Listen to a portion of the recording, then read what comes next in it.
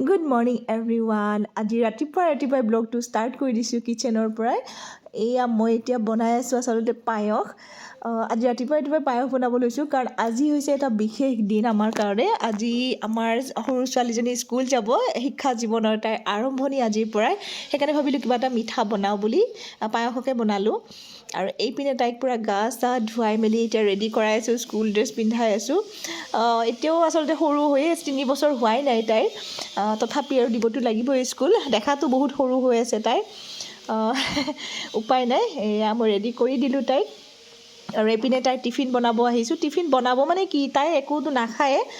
আৰু 12টা বজাত যিহেতু আহি পাব, তেনেকুৱা একো আজি ফাৰ্ষ্ট ডে এনেই তাই ভাল পোৱা বস্তুৱে অকণমান দি দিছোঁ। তাই ড্ৰাই ফ্ৰুটছ খাই বহুত বেছি ভাল পায়, সেইকাৰণে ভাবিলোঁ ডেটছ আৰু কিচমিচ কেইটামান দিছোঁ আৰু অৰিঅ' বিস্কুট কেইখনমান দি দিছোঁ। তাই ভাল পায় সেইটো খাই নাখায় পিছৰ কথা, আৰু টিফিনটোতো দিবই লাগিব।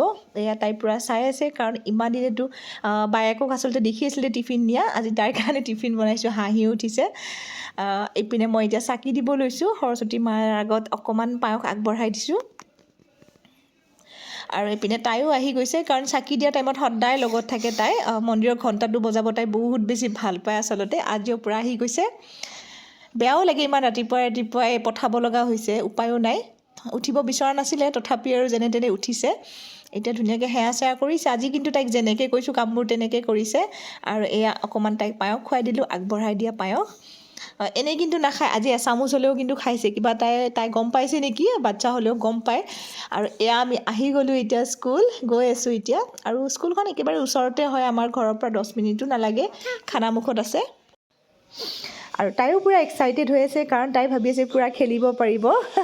তেনেকৈ কৈ আহিছোঁ যিহেতু তাই খেলিব পাৰিব, এক্সাইটেড হৈ আছে তাই। আৰু এয়া আমি পাই গ'লোঁ স্কুল। এইখনেই হৈছে খানামুখ কিডজি। এইখন খানামুখত আছে, ৰাস্তাৰ একেবাৰে ওচৰতে হয়। আৰু আমাৰ ঘৰৰ পৰাও যিহেতু ওচৰতে, সুবিধা হ'ব ওচৰৰ কাৰণে। আৰু এয়া তাইক লৈ গ'ল, ভিতৰত নিছে। তাইক কন্দা কটা পিছে একো কৰা নাই, ধুনীয়াকৈ আছে স্কুলত। আৰু আপোনালোক সকলোৱে তাইক আশীৰ্বাদ কৰিব, তাই যেন বহুত আগুৱাই যাব পাৰে। ঠিক আছে তেন্তে আজিলৈ ইয়াতে এৰিছোঁ। অতি সোনকালে নতুন এটা ভিডিঅ' আকৌ লৈ আহি আছোঁ আপোনালোকৰ ওচৰলৈ। আজিলৈ বাই বাই।